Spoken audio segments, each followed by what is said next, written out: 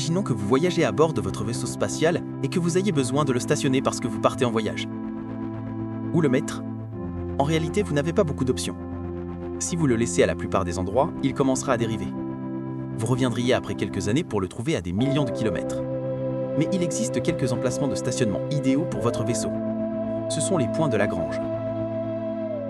Les points de Lagrange sont des endroits où les forces agissant sur un objet sont parfaitement équilibrées. Supposons un objet en orbite autour du Soleil, avec la Terre. Utilisons un système de coordonnées rotatif. Ce système tourne à la même vitesse que la Terre se déplace. Ainsi, dans ce système, la Terre est immobile. Examinons maintenant toutes les forces en jeu pour tenir compte de la rotation de ce système de coordonnées. Nous devons ajouter une force centrifuge qui pousse vers l'extérieur, loin du Soleil. Puis, nous ajoutons la force gravitationnelle du Soleil et la force gravitationnelle de la Terre. Ce graphique montre l'énergie potentielle effective, et il nous indique comment les objets se déplaceront. Un objet dont l'orbite commence ici dérivera lentement vers le Soleil. Un objet commençant ici dérivera lentement vers la Terre. Et un objet commençant ici s'éloignera lentement vers l'extérieur du système solaire. Mais un objet ne bougera pas si la surface est plate. La surface est plate en 5 points, appelés points de Lagrange. Les 3 premiers points ont été découverts par Euler. Les 2 autres ont été découverts par Lagrange. Les 2 derniers points de Lagrange sont stables.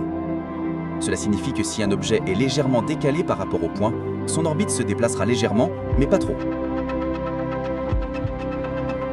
Les 3 premiers points sont instables. Cela signifie que si un objet est même légèrement décalé, il continuera à s'éloigner de plus en plus. Comme les orbites près des points L4 et L5 sont stables, les objets se rassemblent naturellement et y restent. Toutes les planètes majeures ont leur propre point de Lagrange, et la planète la plus massive, Jupiter, a des milliers d'astéroïdes regroupés autour de ces points L4 et L5. Par convention, on les appelle les astéroïdes troyens. Ces astéroïdes portent le nom des héros de la guerre de Troie. Les astéroïdes de L4 portent le nom des guerriers grecs, Achille, Ulysse, Agamemnon. Les astéroïdes de L5 portent le nom du camp troyen, Priam, Paris, etc. La NASA stationne des vaisseaux spatiaux au point de Lagrange depuis des années. Il y a même de la place pour votre vaisseau à condition que vous puissiez y voler.